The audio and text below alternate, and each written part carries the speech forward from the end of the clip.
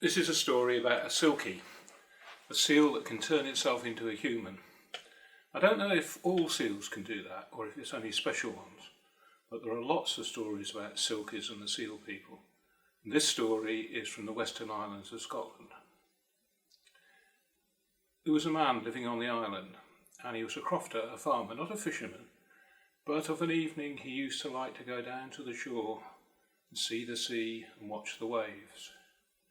One summer's evening he went down to a little rocky cove, and as he got there he saw there were a group of women dancing on the sand. And they were beautiful and they were naked, so he stopped to watch. And he saw that they'd laid their mantles on the rocks round the sand, and he went over to one and picked it up. And it was smoother and finer than he could imagine. It was softer than the mist. But when he did that, the women noticed he was there, and they all ran to get their mantles and slip them on and turned into seals, because they were silkies and those were their skins, and they were off in the waves and gone. All except for one, who came up to the man and asked him for her skin back so she could turn and be with her sisters in the waves. Now, this kind of thing's happened before, and it'll probably happen again, and the people of the islands have a saying about it. They say, if the man has got more goodness in his heart than love, he will give the woman her skin back and she can go back to the sea. But if he has more love in his heart than goodness, he will keep the skin and she will go back to the house and be his wife.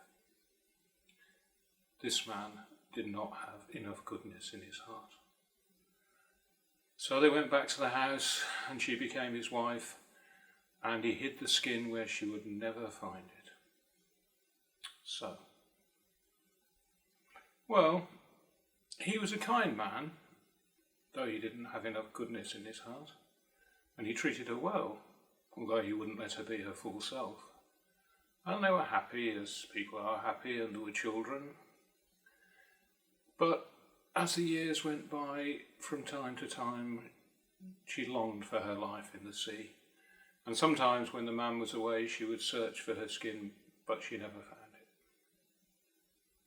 And then one hot summer day, she was alone in the house, the man was off to the town, the children were off to the school, except for the littlest one, the little boy who was playing in the yard. And she was in the house making bread. And she was hot, and she was sweaty, and she was gritty from the flour, and she longed for the cool and the wet of the sea. And the little boy came in, and he said, "Mother, look at this strange thing I found. It's smoother and finer than I can imagine. It's softer than the mist." And he held it out. Because you know, however well you hide things, the children can always find them.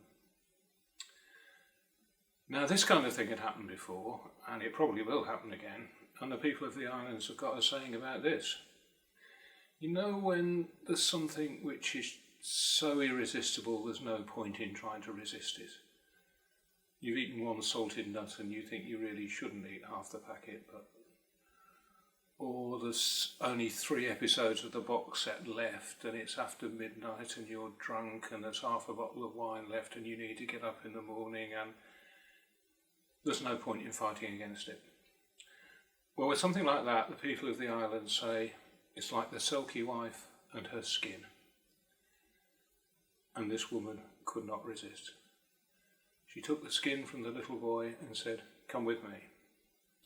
And they went back to the shore, back to the cove where she was taken, and she showed the little boy a big flat rock and said, "Tell your father to come down every week and look on this rock." Then she hugged him and she kissed him and she slipped her skin on and she was away in the waves. Well, the little boy went back to the house, and when the father came back and the other children came back from school, he told them what had happened. And they all wept. But each week after that, the man went down to the cove, and on the flat rock he found all kinds of fish, so that the family could eat, and she always left pretty seashells for the children. And that's it all.